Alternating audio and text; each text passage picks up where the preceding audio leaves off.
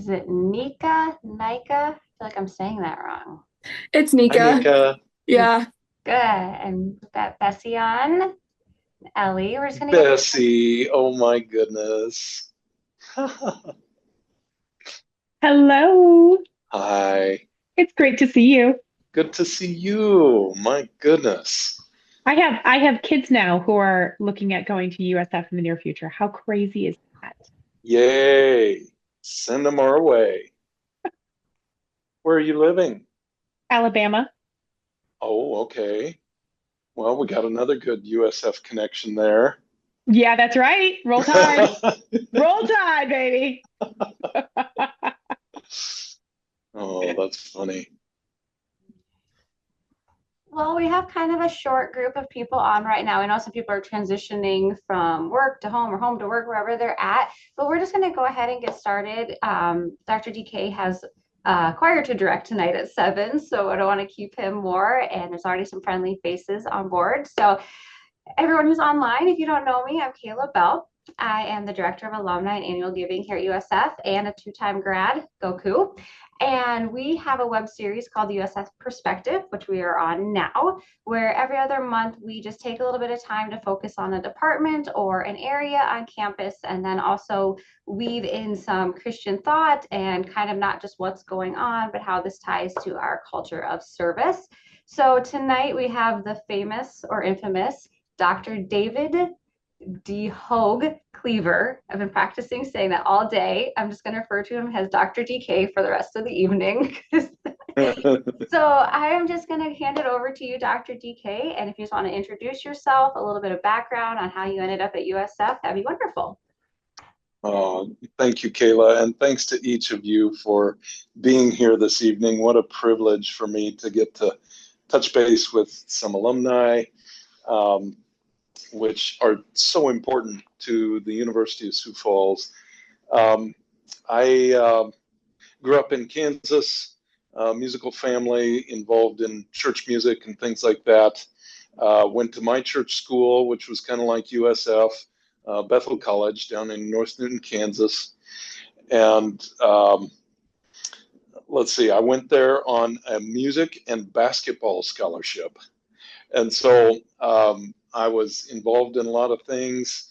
Ultimately, priorities changed a little bit when I met a girl in choir. And we've been married for 33 years. And Michelle, I think all of you know that she serves as our counselor for mental health on campus, an essential role, especially so many students struggling with various issues. And so, let's see, after college, she decided to start a master's in counseling at University of Northern Colorado in Greeley. And so she was in her master's program, and I started teaching music, elementary and middle school choir, and always loved all my jobs, although I think I learned a lot more those first few years than my students did. By the way, I'm coming to you live from home of the Fighting Pheasants in Parker, South Dakota, where I have been conducting a high school choral festival today as the guest clinician. So we had rehearsals with 10 high school choirs all afternoon in a mass choir format. And then tonight we have a concert at 7 in the gym. And so between 150, 200 high school singers involved in this festival, and they're doing a great job. We had a great afternoon of rehearsal. But anyhow, after college, I started teaching in Colorado. And Michelle and I loved it out there. Life was great, but we were kind of all alone, and decided to get back to the Midwest. Looked for jobs where my folks were in Kansas and also in the Sioux Falls area, because that's where Michelle was originally from and has family there. And so was fortunate enough to get a job at Sioux Falls Roosevelt, which is where I met Bessie. And she was a senior when I got to Roosevelt, and those seniors had to put up with a lot for a young teacher. But anyhow, was there for 7 years and loved it. Always had the interest, though, of teaching in higher education, and had gone so far as to research different university programs for a doctorate in choral music. And the puzzle pieces just weren't coming into place. I had made a lot of good connections at Iowa and Iowa State and Minnesota, Nebraska, University of Kansas, and wanted to begin, but like I said, the puzzle pieces weren't coming into place. And so I just kept dreaming of additional studies and teaching at the university level, and was particularly interested in Christian higher education. And that's when the offer came to teach at the University of Sioux Falls. And I was absolutely thrilled. And then a year later, Michelle joined on campus, and that was 2006 and 2007. So it's been 20 years that I've been on campus, and our children have since graduated from USF, and just feel so fortunate. And Brett was there; he remembers. But anyhow, we've been so grateful for the University of Sioux Falls and the opportunities we've had there. So leading on to that, so 20 some years. So over those years, what moments have like affirmed that USF is where you're called to teach and to lead at? Well, like I said, I loved my high school jobs in Colorado and in Sioux Falls. There was a little bit of just, I was trying to do one thing, and public schools didn't really understand. I felt it was awkward for me that I had to follow a certain ratio of sacred music versus secular music. And we couldn't tour, and we could take trips every other year, but we couldn't go sing in churches, and we couldn't connect with people the way I wanted to. And there were people that described my high school choral program as, DK, what you're really doing is creating a college touring choir at the high school level, or at least trying to. And I was like, yeah, and it's like putting a square peg in a round hole. So then I got to USF, and one of the first things I did was interview people across campus. What is special about this choral program that needs to be continued? Or do we need some fresh ideas? What direction should this go? And one of the first people I interviewed was Karen Sumner, who was in student life, as well as Dan Boyle, and of course, dear Nancy Wilcoxon. And each of them said, Madrigals has been going for 42 years. That's kind of a strong tradition. Other than that, you're kind of free to do what you want. And so I was excited to start a bunch of new endeavors. That first fall, 2006, took the choir on an overnight retreat to Swan Lake Christian Camp.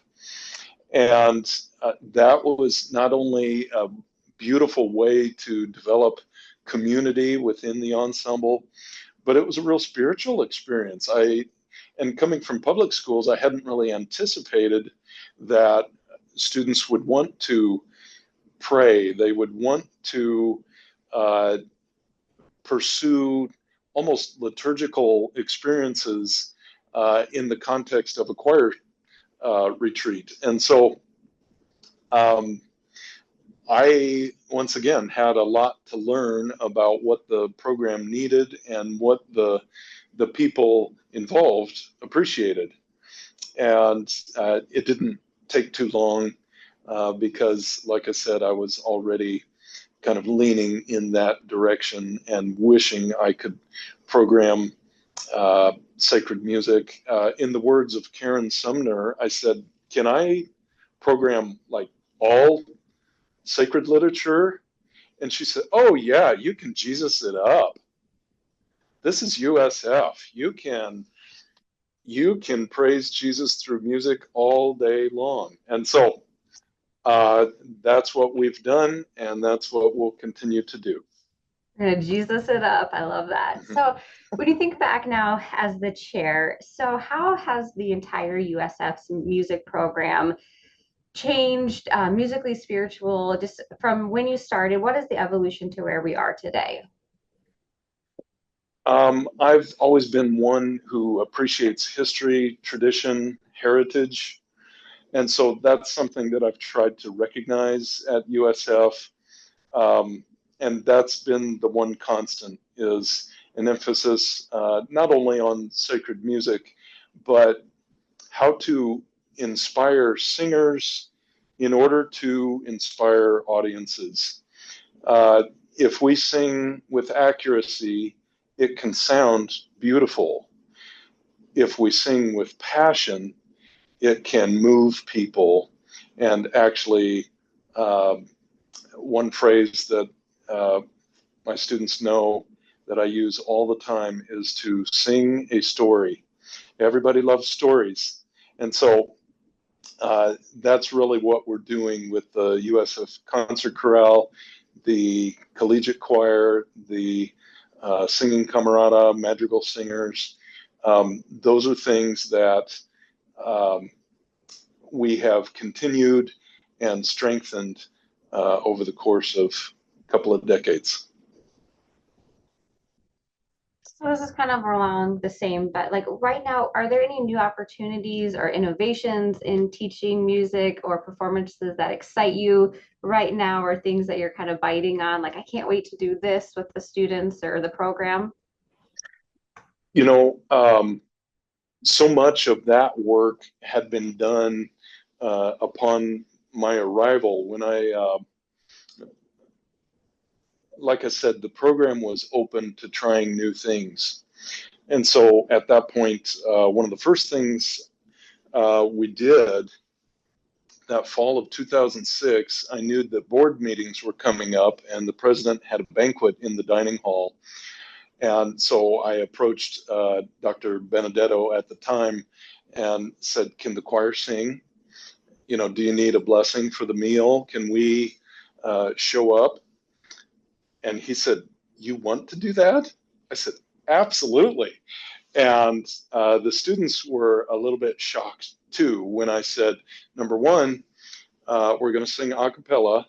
Number two, it's really hard music.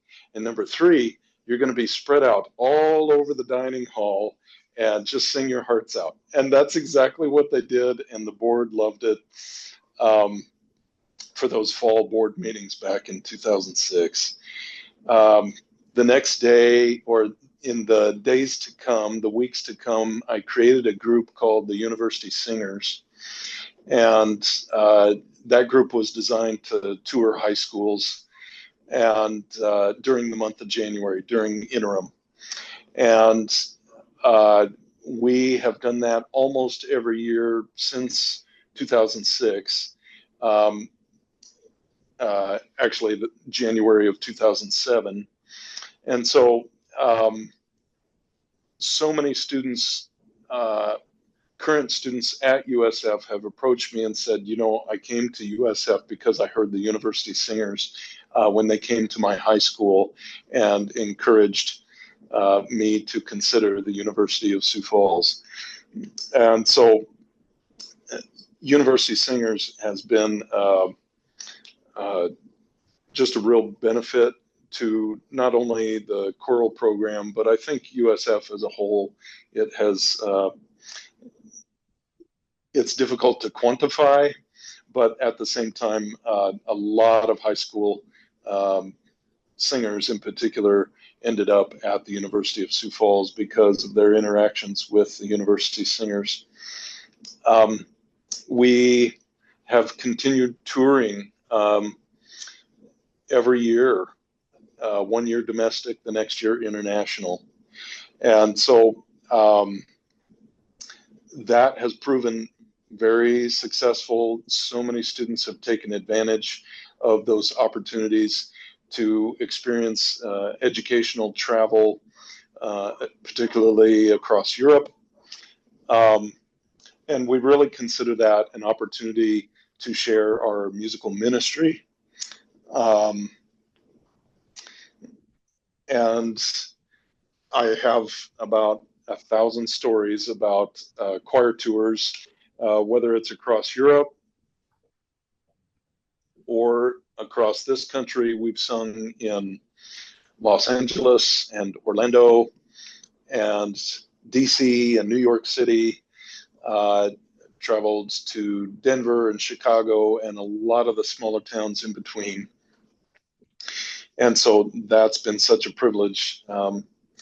Also including the countries of, let's see, Hungary, the Czech Republic, Slovakia, Austria, Germany, France, Belgium, the Netherlands, and in 2 months we'll be going back to Italy for the 5th time. Yeah. And so, do you want to speak a little bit? That was my next question for you. Do you want to speak a little bit more about what's come in Italy and where you and our students are going? yes, well, we fly into Rome on January 2 overnight into January 3, 3 days in Rome. Then we head north through Tuscany with another 3 days in Florence, which is a special city for me. I can't wait to share those experiences with our students. In Rome, we'll tour the Vatican museums, the Sistine Chapel. There's always the chance that we'll get to sing for the Pope again. And we got to see Pope Francis in 2014. We sang for Pope Benedict in 2010. And so we're hoping to see Pope Leo, at least maybe at a glance. But this is a special year for Catholics because it's the 2025 marks the year of Jubilee. And so we'll be there near Rome at the end of the Jubilee, which is actually January 6, 2026, and the closing of the Holy Doors. And so that'll be an experience that students will never forget. The year of Jubilee happens every 25 years. And so this will be very exciting. Within Tuscany, we have an appointment at a monastery to learn about Gregorian chant with monks. And our students, they don't quite know what to expect, but they just know that they're very excited about it. And then we get to hang out with those guys and eat lunch with them. And then we'll be on the road to other Tuscan villages. We'll get to stop in Venice as well. And so just incredible opportunities. But it reminds me, back in 2014, we sang in the Duomo in Siena, which is in Tuscany. And it's such a beautiful cathedral. I love it because they have a room dedicated to the historic choir books, back when choirs all shared one piece of music. And they're collected in books with spines about 4 feet tall because the whole choir shared one piece of music. So it had to be really big. And so there's a whole museum of choir books within the cathedral, the Duomo at Siena.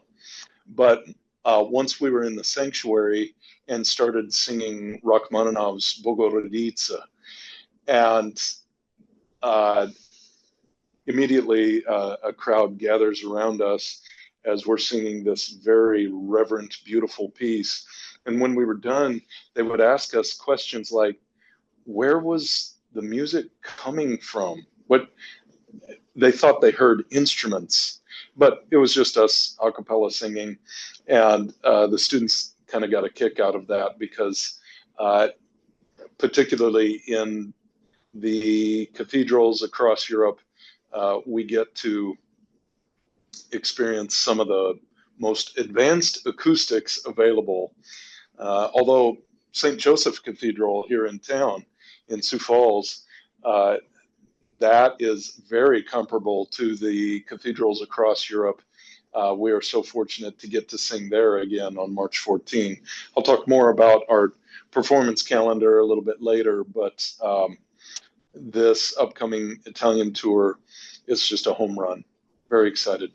That's awesome. I was thinking, with possibly three popes, I'm not sure how you can Jesus it up anymore. I think you Jesus it up all the way to the top level. We've got all the bases covered. Yeah. So a little bit of a pivot, like, yeah, we'll go into the logistics and some of like the upcoming things, but we're really talking a little bit too about the spiritual and Christian component of transformational relationships. So I'm sure you've seen firsthand how music can really move hearts. Can you share a story where you witnessed a student having a transformation through their musical journey and through being part of our choir? Oftentimes that happens during rehearsal. It happens during our choir retreats at Swan Lake.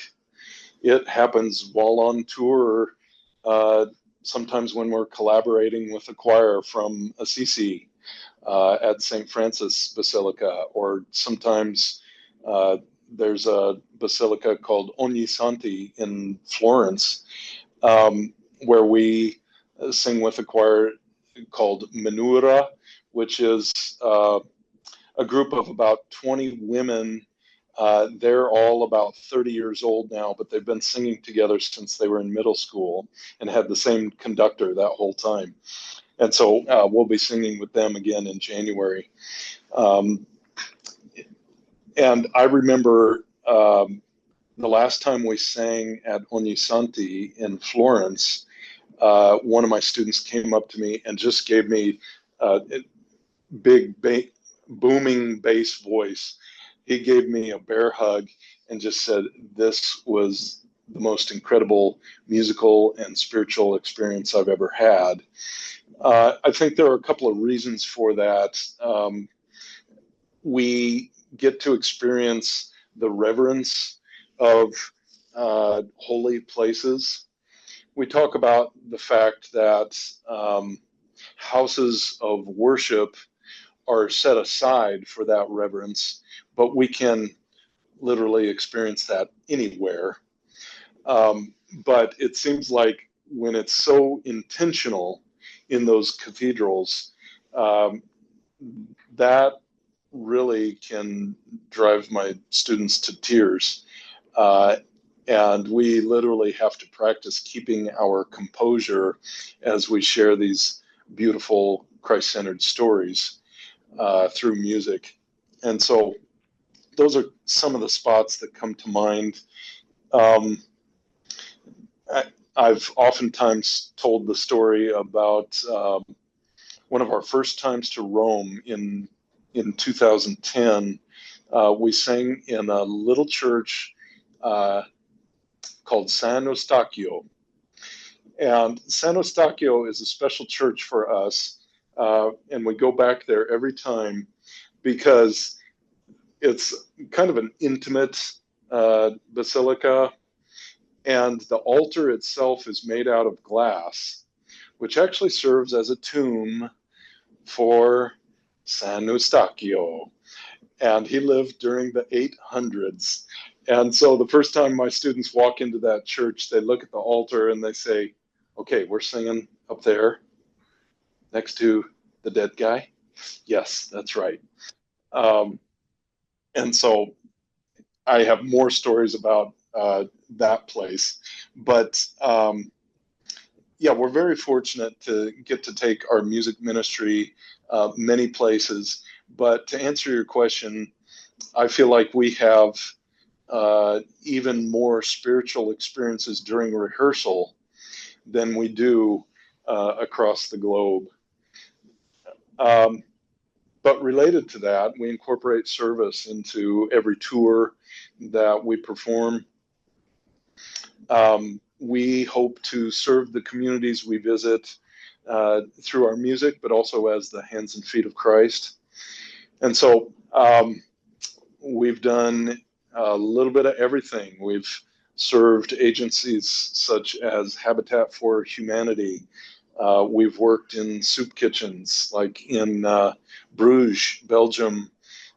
We prepared a meal. We ate with the guests at a homeless shelter, and then performed a concert for people that don't normally get to attend concerts.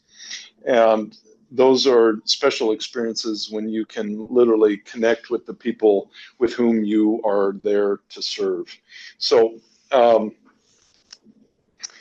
don't know, does that answer your question? It does. And I could speak for everyone else. I know I heard you guys wonderfully in a church in Minnesota, and then coming to the cathedral to hear you guys, it was awe-inspiring. This just was everything, just was so great. So I know kind of like how I felt in the audience at that. Are there any moments that you can think of where you've really seen transformation happen or you've seen in the audience? I mean, I'm sure that, like, what are some of the things that you hear after that talk about the faith component of these students? Yeah, you know, it's literally our goal that audience members, when they want to provide feedback after a performance, they're not really trained on how to do that. They say, "Good job. That was so good." And which is a wonderful compliment. And we get that type of comment all the time. And we appreciate it. Our goal is to move people to the point that they say something like, "That performance was transformational for me. I got to experience the biblical stories in a new and fresh way. Thank you so much. And I'm so glad we got to share that experience together." And part of me thinks when they say "good job," that's what they meant. But Someone who's probably come up and said, "Good job. That's exactly what I meant. I just less words. I was being efficient." No, that's wonderful. Yes, exactly. Kind Well, yeah. Go ahead. I was like, kind of along that same vein, like, especially with probably some of the places that you toured that are different than, Midwest Sioux Falls, definitely thinking overseas. But like, I know I'm like listening to a lot of your songs, it's in original, scripture. It's not in, modern English or things, but you're going into other places and different things. Like, even though maybe the words, can you kind of describe that power of, like, even if you don't know exactly what these words are, what is that like to be able to deliver that, or for the students to deliver that? That's one of the differences between teaching high school in a public setting and teaching on a Christ-centered campus. And we get to delve into the translations and what is our intention with these words that we get to sing. Even if an audience member doesn't speak this language, how can we communicate this story to them? Plus, we provide translations in all the printed programs. So we know that the audience.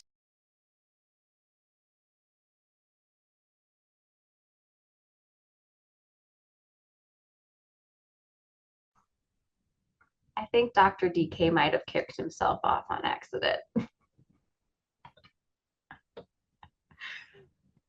There's a possibility that Zoom is having some problems. I've With seen that. this, yeah, because that's exactly what happened to me. It's taken me this long to get back because it froze up things. That's fine. Well, we'll just give him like a couple There of you go. minutes. Here he is back. Oh, good. We missed you. You're back. Don't worry. We'll edit that part out from the recording. Yeah, I just touched my earbud and disconnected the call. Okay. Well, anyhow, it's our hope to communicate inspirational stories regardless of language barriers. And that can be done through passion, through intention, and our students do a great job of that. So a little bit more about you. So how do you think that your faith has shaped how you approach making music or your leadership or, how you guide the students? Really, how does your faith serve in your role here? I grew up with I was trained in a faith to believe that it's very, very personal, and to the point that you probably shouldn't talk about it very much. And so when I came to USF, and it was just very refreshing to hear students say, well, could we open rehearsal with a word of prayer? I was like, yeah, let's do that. That seems like a good idea. The students approached me and said, can we have a chaplain that would lead devotions once a week in class? And so we've been doing that for almost my entire tenure there. But when it comes to choosing sheet music, that again is kind of a personal process of faith, personal process of prayer, and I actually ask for guidance. What do you want us to do this year? And so I choose over 100 titles a year between USF Concert Chorale, Collegiate Choir, Singing Camerata. We do combinations with treble voices and tenor bass voices. I have the church choir at First Baptist. I have the handbell choir at First Baptist, plus choral festivals like the one I'm doing today. And it's just, there's so much assurance when you pick a title and you feel that nudge that says, okay, then that thread continues with this piece. And now that leads us to this piece and this piece. And then those programs get put together. And I really do seek divine intervention in that process. And it's been so rewarding. And the students recognize it. And I know when they say things like, gosh, I don't know if I can get through this piece. It's too meaningful. It is so special. But we literally have to practice keeping our composure. And when we do, that's when God can do the work he sees fit.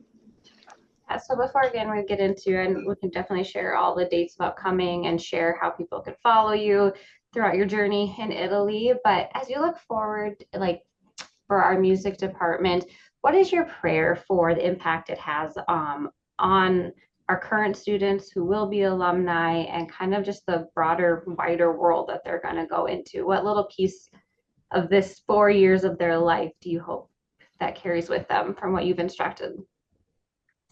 Yeah, well, we recognize our seniors at the end of each semester. It seems like we're getting more and more December graduates. And we talk about the fact that this has been a special experience. How do we offer this to more people? And so that's really my vision. Is for growth. We've experienced quite a bit of growth, particularly prior to the pandemic. And now prospects for our next recruiting class are very good, very strong. And I'm excited I'm in the middle of meeting. I go to high schools frequently. This month it's 10 different high schools, plus I'm doing this choral festival with 10 different high school choirs and a mass choir. And so 2 weeks ago, I was working with the Brandon Concert Choir, Brandon Valley. I've been to Sioux Valley. Tomorrow I go see Jake Versteeg at Canton. Wednesday I'll be in T. Visiting 2 schools in Iowa. I went to Central Lyon in Rock Rapids, went to West Lyon outside of Larchwood, Southwest Minnesota Christian. These are great connections, relationships I have with high school directors from all around. And that's a privilege for me, and get to work with such exceptional people. And so I am very frank with the high school students, and I tell them they need to continue singing in college, and I want them to consider the University of Sioux Falls. And this is how you go about doing that. You can actually get paid to sing in college by earning a music scholarship. And so I'm spreading that message far and wide. Did it today with the 200 students singing in this choir. And so I'm very optimistic and hopeful that our program will be strong for years to come. I'm also a little bit hitting the panic button because I've got 25 seniors right now, which is one of our biggest classes ever. One year we had, I think, 31. Just be around 2018, 2019. But this is one of our largest senior classes. I'm very concerned about replacing them. And so I'm doing all that I can to make sure that we have strong recruits that are considering University of Sioux Falls for next fall. I can use all of your help in that. So please spread the message for any high school students that you know that are looking for their higher ed experience. I firmly believe that USF is a very special place, and just about anybody who comes is going to have an incredible experience. And getting involved in activities like music department and theater and athletics and so many things make USF a very special place. Plus, the students that are involved in the performing arts, they're very persistent. They don't drop out of school. They don't transfer to other schools. And I like to think it's because they've appreciated the experience they've had at USF. So, yeah, I can use all of your help. Each of you on this call, send somebody to sing at USF or play an instrument or act in the next musical. I'm going to quickly just share my screen. Hopefully you guys can see it. Just to kind of go through out while you talk, I can scroll. So I'm here just on our main university, and I filtered by arts. Dr. DK, is there anything that you want to share about any of these upcoming things that we have on the fall? The first one I see is this like chili dinner. There's some concerts. Is there anything you want to talk about with these? Oh, wonderful. Okay. A little bit. So if you want to highlight some of, I know there is going to be a newsletter going out from our office for everybody on the call and everyone that gets that, so that they can see what specifically is in the arts. But is there any one that you want to pull out or talk about? Well, we are just thrilled to have a recent invitation to perform at the South Dakota Music Education Association annual convention. It's in Sioux Falls this year. It's held in conjunction with All-State Chorus and Orchestra. And so while the high school students are in rehearsal, the music teachers, high school choral directors, high school band directors, high school orchestra directors, they attend the convention. And you can imagine at a music convention, they're going to have workshops, they're going to have intercessions, and they're going to have concerts. Concerts at conventions, music conventions, are typically about 20 to 25 minutes long. And so they can get through a number of presentations in the afternoon and the evening. This year, our slot is October 31 at 8 o'clock. So we have a Halloween performance with the USF Concert Chorale. And almost all of the high school choir, band, and orchestra directors are going to be in attendance. This is a big deal for us. If the high school music teachers have a good impression of the University of Sioux Falls, and I have to think not many of them have been able to attend our concerts. They don't know much about USF. So for many of them, this will be absolutely a very first impression of USF. And if they have good things to say to their students back at their high schools, I'm just very hopeful and thrilled for this privilege of being able to present a 25-minute program for the South Dakota Music Education Association coming up. That's next week. As a way to celebrate, we'll actually be performing that set on campus in Z Hall, 2:30 in the afternoon on Thursday, October 30. Just as a way, it's kind of a send-off concert, a way for the university to enjoy some music, to congratulate our singers on this accomplishment, this invitation, to share some cookies and lemonade and make it about the community that is USF. So that's next week, Thursday afternoon at 2:30 in Z Hall.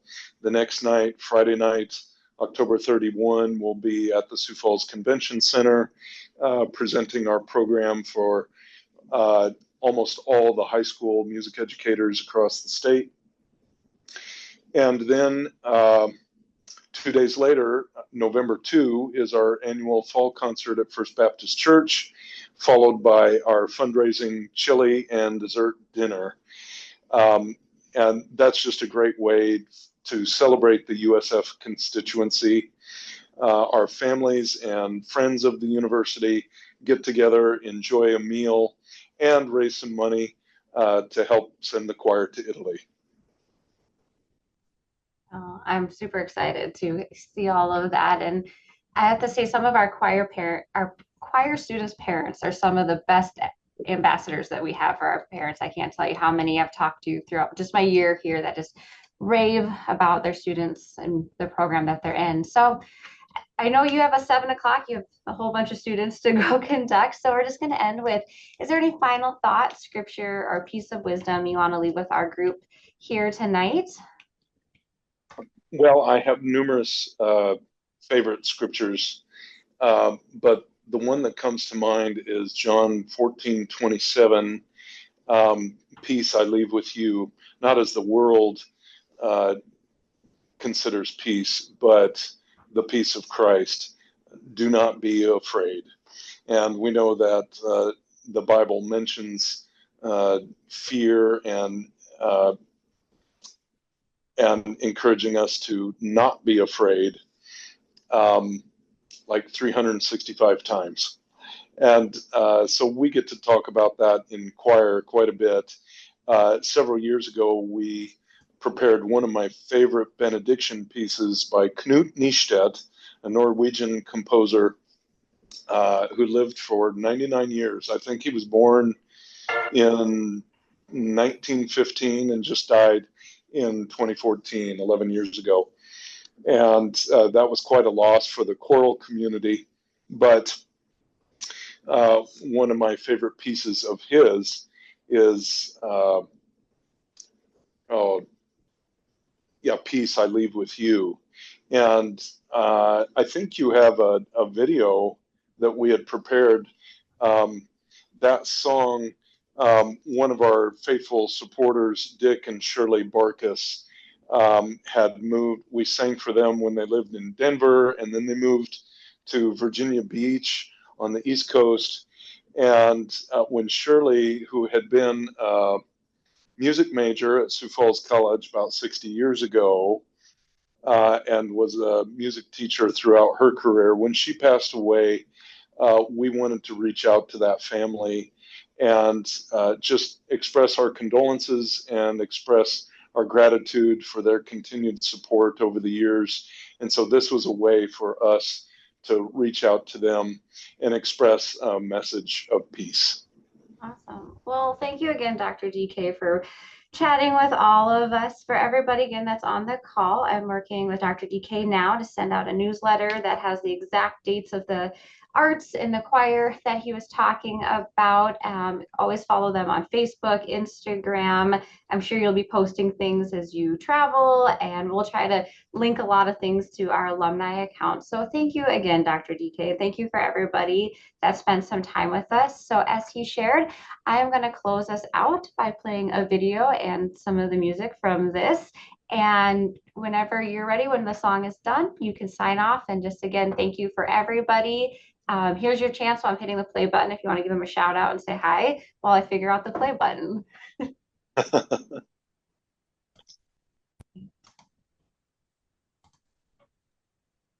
Thanks, DK. You guys have a great performance tonight. Thank you.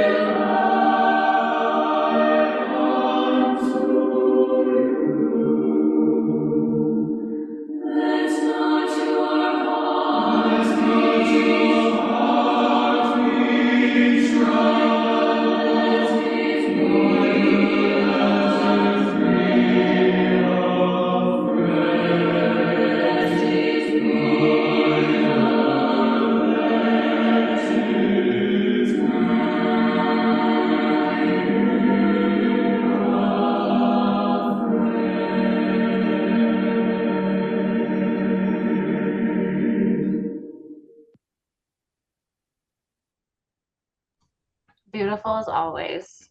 Have a good night, everybody. Bye, guys. See you next time. Thanks, DK.